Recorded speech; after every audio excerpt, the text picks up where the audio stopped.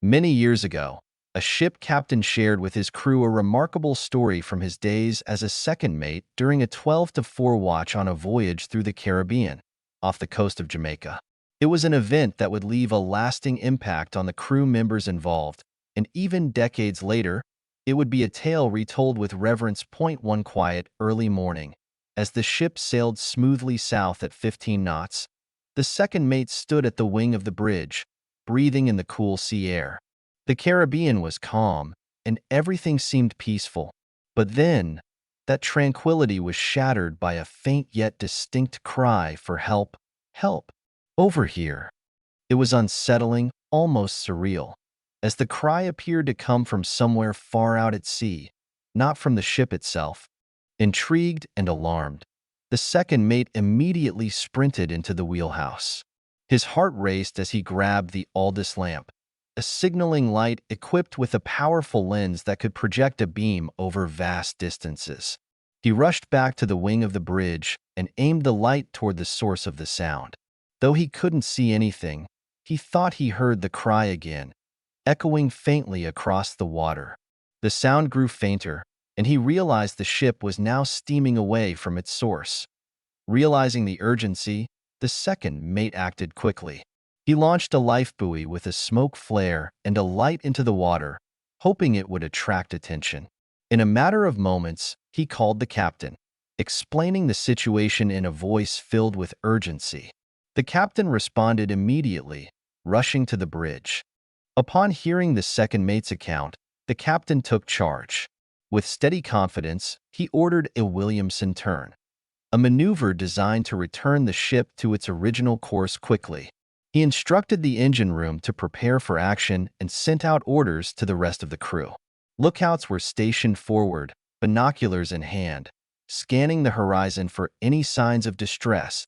As the ship made its turn, retracing its path, the lifebuoy with its smoke float soon came into view. The captain, calm yet resolute, ordered the ship to reduce speed to dead slow ahead as they approached the float. With the lights shining ahead and over the side of the ship, the crew began to scan the area intensely, hoping to spot any sign of life. The silence was thick with anticipation, broken only by the sound of the ship cutting through the water. Then, suddenly, faint human voices, shouts, carried across the water. The crew's eyes locked onto the port bow, and eventually, a small boat appeared in the distance. It was powered by an outboard engine, and as the ship closed in, they could see two men aboard. One was standing at the stern, looking weak but alert, while the other was collapsed unconscious in the bilges. The ship altered course, slowing further as it neared the tiny vessel. Once close enough, the captain ordered the engines to stop. A rope was lowered to secure the boat, and it was brought alongside the pilot boarding area. The pilot ladder was lowered, and the crew moved quickly to assess the condition of the two men. The standing man appeared weak, dehydrated, but still alive. His companion, however, was unconscious, barely breathing, and showing signs of severe exhaustion. The crew acted quickly. A safety harness was fitted to the standing man, allowing him to climb the ladder under his own strength. A rescue stretcher was lowered, and the unconscious man was carefully secured, hoisted up, and brought aboard the ship. Once on board, both men were rushed to the ship's hospital. The medical team sprang into action, administering fluids and treating the men for severe dehydration. It was clear they had been adrift for days, clinging to life as the sun beat down mercilessly on their small boat. The two men shared their harrowing story. They had been out fishing off the coast of Jamaica, confident that they knew the waters well. But at some point, they had lost sight of land and, without navigational equipment or means of communication, they had drifted south instead of returning home. Their fuel ran out, and their food and water reserves dwindled. They had tried to signal passing ships, but none had seen them, leaving them adrift for 3 days before their desperate cries were finally heard. The crew listened intently, moved by the resilience of the two men who had fought so hard to survive against the odds. After receiving treatment, the men slowly regained their strength, their gratitude apparent. As the ship sailed onward, the captain made the decision to continue the journey, but the rescue had left an indelible mark on everyone involved. The ship docked in Cristobal, Panama, where the men were handed over to local authorities, and the small boat that had been their home and their prison was left behind in the open sea. The ordeal was a reminder of the unpredictability of life at sea and the incredible importance of swift, coordinated action. The second mate's quick thinking and the captain's leadership had turned a potential tragedy into a successful rescue, a testament to the crew's training, skill, and teamwork. As the days passed, the memory of the rescue lingered in the minds of the crew.